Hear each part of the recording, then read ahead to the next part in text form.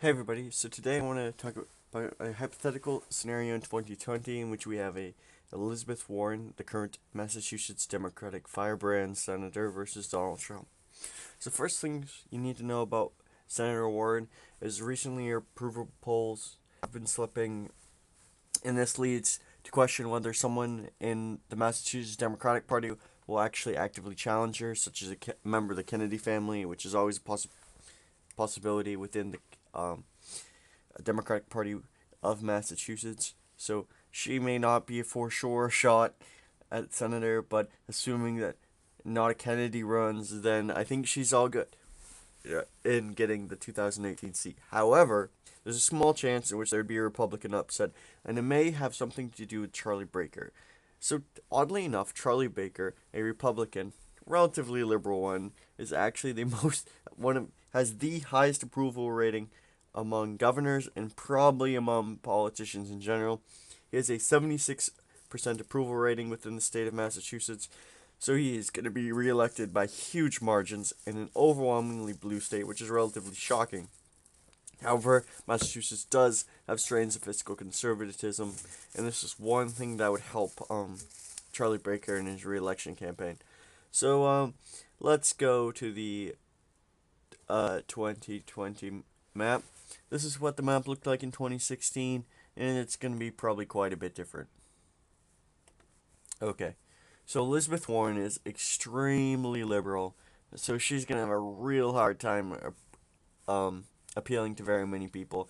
However, currently Trump's not so popular, but I think that can change around. The thing with Donald Trump is he really can't be anything in between. He's either phenomenal or not great. But I'm gonna say that he's gonna do pretty well. One of the biggest issues is the media always loves to paint him as the antichrist of the left. Essentially, what he is to them. And I did a video on this. It's a really interesting topic because leftism is tending toward an organized religion at this point. But let's get back to this scenario. So she's actually going to appeal to a lot of Californians and Oregon and Washington. This is like going to be an area in which she's going to do really well in. The liberal coast, the left coast, whatever you want to call it. So she's going to do really well here. Elizabeth Warren is also going to do good in Vermont. She's obviously going to win Massachusetts, assuming she gets reelected. Same thing with Rhode Island and Connecticut, New York, New Jersey, and Delaware. I think this is where these are all her safe states, and I think it's going to be a lot different with the Republican Party. I think the whole entire Mountain West, Montana, Arizona is not going to be competitive at all. You need a moderate Democrat to appeal in Arizona, and she just doesn't do that. The red wall is going to go increasingly red. All of Nebraska and Kansas, all of Nebraska can split.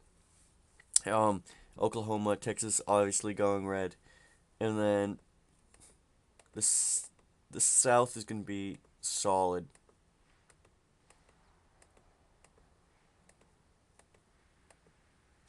And I'm gonna put Iowa and Ohio as solid red as well, because I don't.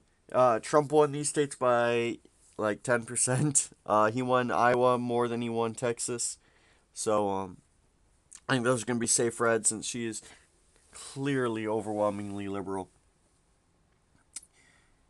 So let's start off with the swing states. Nevada, I think that in this case Trump will be able to win Reno because there's actually quite a bit of Republicans there that didn't vote for him in 2016, but I think will vote for him in 2020, assuming Elizabeth Warren is running, because she is just way too far to the left. That's just one thing that will help him in Nevada. I think Clark County will still definitely go Democrat, but I think he'll keep it under 10 points, so he'll be able to win the state of Nevada. Colorado, um, there's a significant amount of lefties in the state, but um, yeah, I think it's gonna be really close, and I'll keep that. I'll come back to it. Same thing with New Mexico. New Mexico's deeply blue right now, but I think Elizabeth Warren will win it. Wisconsin, The Rust Belt, Illinois is definitely going to go blue, even though the blue state is falling apart right now. They're losing lots of population, and I think Illinois will eventually become a red state as soon as Chicago is outnumbered by the rural areas, which is slowly happening. As long as Republicans can keep control of the Chicago suburbs, Illinois will eventually go blue. I mean red. I think Michigan, Wisconsin, and Pennsylvania will all go red again if Elizabeth Warren is going. And I think we can safely bet that Minnesota is going to go in there too. Simply because the long run trends for these states are looking red, just because they're, relatively white. The cities are diminishing in importance here in the Rust Belt, except for maybe Minnesota, but I think that's going to change. Minneapolis and St. Paul are not exactly ideal metropolises, and I think this will lead to a Republican resurgence in Minnesota. Florida, Florida will probably go to Trump by 100, probably 200,000 votes this time instead of 100,000. Elizabeth Warren will not. I don't think she'll have the appeal to the Latino votes like Barack Obama did. And probably everybody will hate her just as much as Hillary Clinton. So we're gonna go Florida red. Maryland, I forgot about that. Safely blue. Same thing with DC. Virginia's probably gonna be safe blue and go more margins towards Elizabeth Warren than they did for Hillary Clinton, just because of the overwhelming trends of the state. New Hampshire's probably not gonna vote for her because she's not fiscally conservative, and there is a lot of fiscally conservative people in New Hampshire that still vote Democrat, which kind of surprises me. Maybe I think it's because of the socially liberal thing. Maine, I think what will happen is there's a lot of progressives in Maine, but I think she'll only win the first district, but it's going to be by closer margins this time.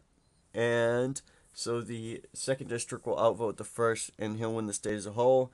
And I think he'll win the state of Colorado by maybe 1 or 2 percentage points.